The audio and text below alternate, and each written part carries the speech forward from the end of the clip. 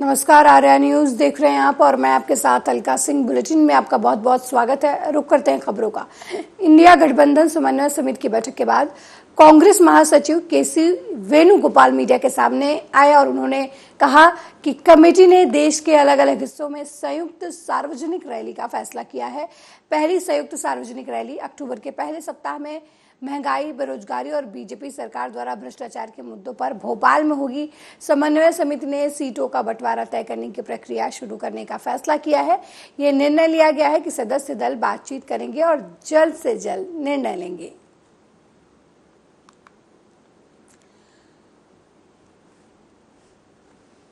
Was held today at the Sharad Pawar ji's residence and attended by 12 member parties.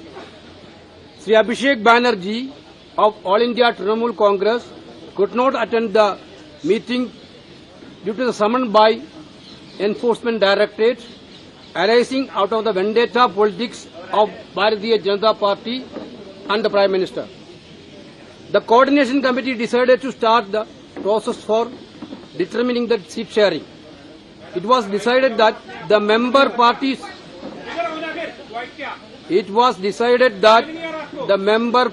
will hold the talks and decide at the earliest. वहीं India गठबंधन की समन्वय समिति की बैठक के बाद पीडीपी प्रमुख महबूबा मुफ्ती ने मध्य प्रदेश सरकार पर जमकर हमला किया। उन्होंने कहा कि मध्य प्रदेश में बड़े बड़े घपले हुए हैं। वहीं बेरोजगारी, महंगाई के मुद्दे पर भी उन्होंने चर्चा की। छात्र जो इनके भोपाल में जो मध्य प्रदेश में बड़े बड़े घपले हुए हैं, जो इन्होंने कहा था 2 करोड़ रोजगार हर साल देंगे नौजवानों को, उसके बारे में बात होगी। महंगाई के बात में बात होगी। 400 से गैस सिलेंडर 1200 पे कैसे पहुंच गया, उसके बारे में बात होगी। और ये जो भी इस वक्त जो इश्यूज हैं उस पे बात होगी।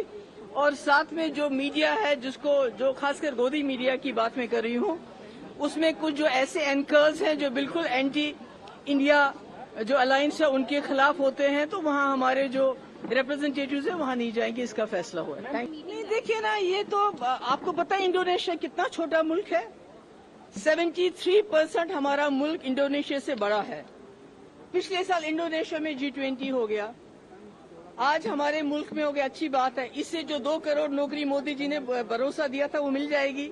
जो हमारी बच्चियों के कपड़े उतार के उनका बलात्कार किया जाता है, पहलवान बच्चियों के जो बलात्कारी हैं, जो बीजेपी के साथ नाचते रहते हैं, क्या उसको जेल में डाल देंगे? क्या G20 से जो हमारे मुल्क जो है भूख के हिसाब से पूरे दुनिया में अव्वल नंबर पे आते हैं, हमारे पीछे नाइजीरिया दूसरा मुल्क है पॉवर्टी के, जहाँ सबसे ज्यादा गरीब लोग हैं, क्या वो G20 से वो भूख कम हो जाएगी? क्या गैस सिलेंडर की कीमत 400 रुपए हो जाएगी? वहीं केंद्रीय मंत्री अनुराग ठाकुर ने इंडिया गठबंधन की समन्वय समिति की पहली बैठक पर तंज कसा है। उन्होंने कहा कि पंजाब और हरियाणा उदाहरण है और कैसे एक के बाद दूसरा साथी अपनी कन्नी काट रहा है। दुर्भाग्य है कि उनके गठबंधन की एक नेता कह रहे हैं कि इनका G20 देश का G20 था, हर भारतीय के लिए गर्व का पल था।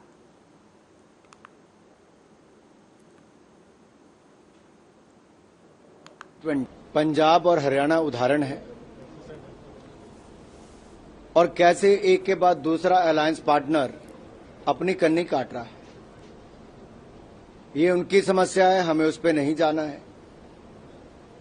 लेकिन दुर्भाग्य ये है कि इस अलायंस के एक नेता ये कहते कि इनका G20, ये देश का G20 था, हर भारतीय के लिए गर्व का पल था और हर भारतीय के लिए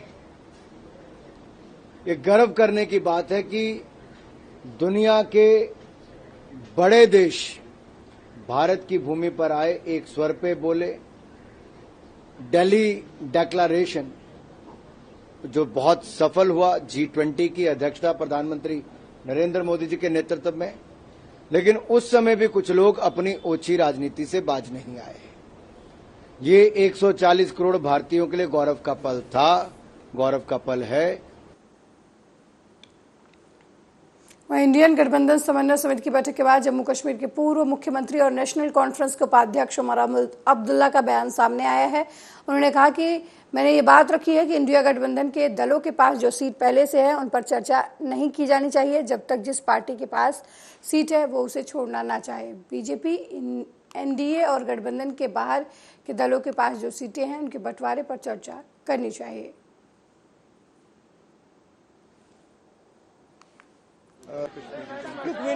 We'll look at it. I mean, one of the things I had proposed, which is something that we're going to have to discuss, is that seats that are already held by members of the India bloc should not be open for discussion. We should be discussing those seats that are held by either the BJP, the NDA, or parties that are not part of either of those alliances. But the seats that are already held by India members, those shouldn't come on the discussion table unless the party that holds them is sort of willing to surrender a seat. No, this is something only, I just mentioned it today. Delhi में आप सांसद राघव चड्ढा ने BJP पर जमकर हमला किया। BJP पर हमला बोलते हुए उन्होंने कहा कि भारत सरकार की सांख्यिकी और कार्यक्रम कार्यान्वयन मंत्रालय ने एक रिपोर्ट जारी करते हुए बताया कि राष्ट्रीय स्तर पर औसत महंगाई 6.83% है और वहीं दिल्ली में मात्र 3% महंगाई है, यानी राष्ट्रीय औसत के आधे से भी कम महंगाई दिल्ली में है। इस सूची के मुताबिक देश के कई बड़े राज्य जैसे राजस्थान 8.6%, हरियाणा में 8.27%, ओडिशा में 8.23% और तेलंगाना में 8% से ज्यादा महंगाई है।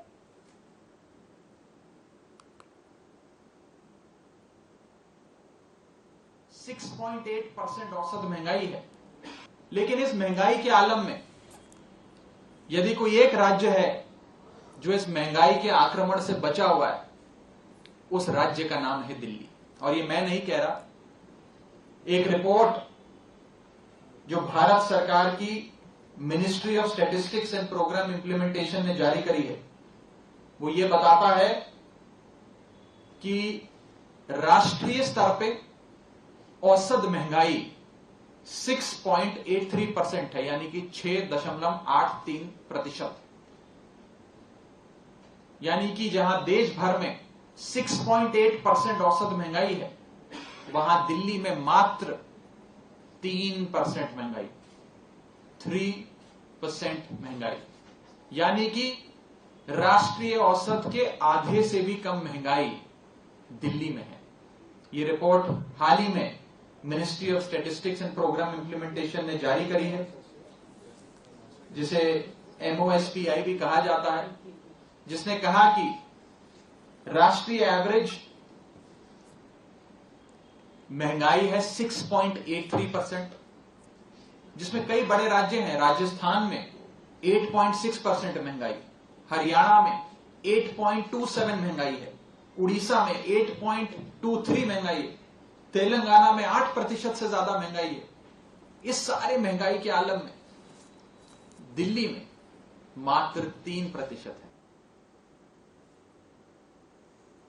है। सरकार ने प्रधानमंत्री उज्ज्वला योजना के तहत महिलाओं को 75 लाख नए LPG कनेक्शन देने के लिए सरकार पेट्रोलियम कंपनियों को 1650 करोड़ रुपए जारी करने के प्रस्ताव को बुधवार को मंजूरी दे चुकी है। सूचना और प्रसारण मंत्री अनुराग ठाकुर ने प्रधानमंत्री नरेंद्र मोदी की अगुवाई में हुई केंद्रीय मंत्रिमंडल की बैठक के लिए दिए गए इस फैसले की जानकारी दी। ठाकुर ने कहा कि मंत्रिमंडल ने उज्ज्वला योजना के तहत 75 लाख नए रसोई गैस कनेक्शन देने पर सहमति जताई है। इसके साथ ही इन योजनाओं के तहत लाभान्वित होने वाले कुल महिलाओं की संख्या बढ़कर 10.35 करोड़ हो जाएगी।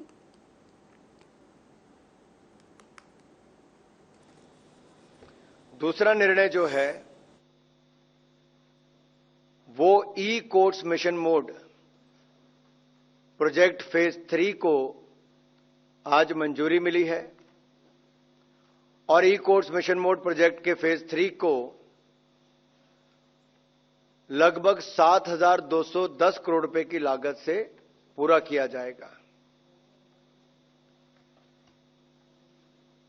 इन कोर्ट्स का उद्देश्य ऑनलाइन और पेपरलेस कोर्ट्स की स्थापना करना है, जिससे न्यायिक व्यवस्था को नागरिकों के लिए सुलभ, किफायती, विश्वसनीय और पारदर्शी बनाया जा सके। अब पेपरलेस कोर्ट्स की स्थापना के लिए फाइलिंग, ई पेमेंट की व्यवस्था को यूनिवर्सल किया जाएगा। लेगेसी रिकॉर्ड जो है उसकी डिजिटाइजेशन की जाएगी।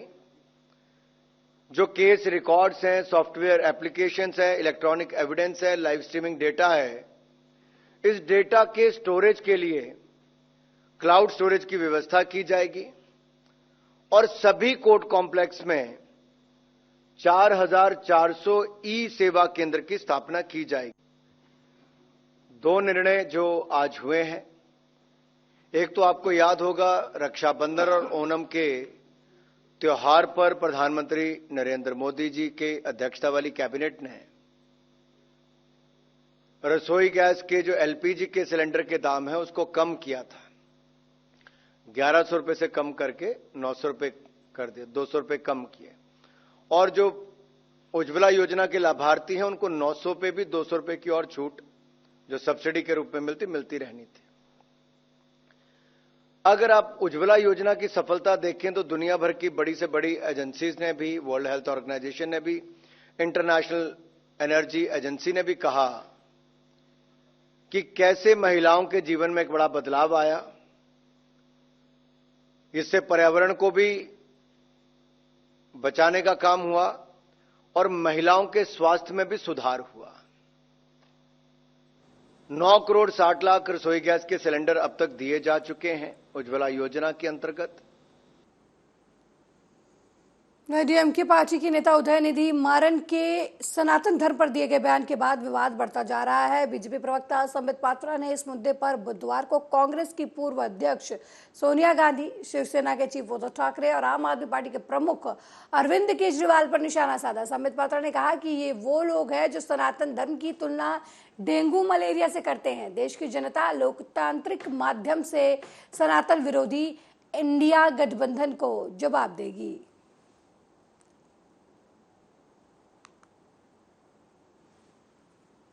जो लोग इस मिट्टी के नहीं हो, एंटी हिंदू कोऑर्डिनेशन कमेटी किस प्रकार से हिंदू धर्म को समाप्त किया जाए उसको लेकर 26 दल आज बैठने वाले हैं। मुझे दुख लगता है। Dengue, malaria, corona, leprosy, AIDS, ये हिंदू धर्म को इस प्रकार की बीमारियों से आप कंपेयर करते हैं। धिक्कार है। ये लोग जो इस माटी के नहीं हो पाए, जिस मिट्टी में कंकड़ कंकड़ संकर जहां बसता है, जो लोग इस मिट्टी के नहीं हो पाए, जो लोग इस धरती के नहीं हो पाए, वो इस देश के गरीब के क्या हो पाए। संसद के विशेष सत्र में नए ड्रेस को लेकर शिवसेना सांसद संजय राउत ने बीजेपी पर निशाना साधा है। संजय राउत बोले कि बीजेपी को कमल के प्रिंट वाली शर्ट लाने में 2024 में जनता कमल पर कीचड़ लगा देगी। दरअसल संसद के विशेष सत्र के दौरान संसद के कर्मचारियों को कमल के प्रिंट वाली शर्ट पहनने दिखाई देंगे। तो कमल लगाने दो, लेकिन जनता तो उनको 2024 में पूरा कीचड़ लगाने वाली। ये नकली कमल लगा के कुछ नहीं होगा। जो कीचड़ है ना वो उनके मुंह पर लगा। मीटिंग में जाएंगे, शरद पवार साहब के घर में ये मीटिंग होगी।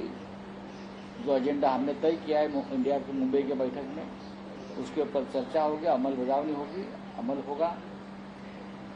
हम सब लोग वहां आ रहे हैं एक्सेप्ट तृणमूल कांग्रेस। अभिषेक बैनर्जी तृणमूल के नेता इस कमेटी के सदस्य हैं। अभी मेरी उनके नेताओं से बात हो गई, लेकिन वो नहीं आ सकते। इसलिए ईडी नहीं चाहती, बीजेपी नहीं चाहती, केंद्र सरकार नहीं चाहती कि अभिषेक बैनर्जी दिल्ली में पहुंचे और इंडिया के कोऑर्डिनेशन कमेटी में उनका सहभाग हो। आज की तारीख उनको ईडी का समन्स है और बुलाया गया है। लेकिन हमने कहा है उनको कि हम आपकी कुर्सी वैकेंट रखेंगे और देश को संदेश देंगे कि किस प्रकार से सेंट्रल एजेंसी जो इंडिया के हमारे जो मेंबर्स हैं उनको टॉर्चर करने जा रहे हैं। लेकिन हम डरने वाले नहीं। मुझे नहीं ऐसा लगता है कि जहर फैलाने का काम सबसे पहले किसने शुरू किया विदेश में जाकर? प्रधानमंत्री मोदी जी ने शुरू किया। 70 साल में क्या हो गया? नेहरू जी ने क्या किया, इंदिरा जी ने कैसा गलत किया, ये कोई कहता है क्या बाहर देश में जाकर प्रधानमंत्री, वो भी अपने लोगों के सामने। राहुल गांधी जी जो सच है, जो इस देश की स्थिति है, उस बारे में बोल रहे। मैंने उनकी एक इंटरव्यू कल सुना है, पेरिस यूनिवर्सिटी में राहुल गांधी का एक इंटरव्यू हो गया है। यूनिवर्सिटी ने उनको इन्वाइट किया है और वहां बच्चों के सामने उनका इंटरव्यू हुआ है। एक बात भारतीय जनता पार्टी के लोगों ने और जो हरियाणा के गृह मंत्री है, उन्हें वो इंटरव्यू सुनना चाहिए, वो साक्षात्कार सुनना चाहिए राहुल गांधी का, फिर उनका दिमाग ठिकाने पे आ जाए। ये सरकार कुछ करना नहीं चाहती, ये सरकार डरपोक है, ये सरकार सिर्फ आश्वासन देती है, ये सरकार मनोज जरांगे पाटिल को मारना चाहती है, खत्म करना चाहती है। मैं आपको बताता हूं, उनको कोई फिक्र नहीं है। मेरे साथ इस बुलेटिन में फिलहाल इतना ही। देश दुनिया की तमाम खबरों को देखने के लिए देखते रहिए आर्या न्यूज। नमस्कार।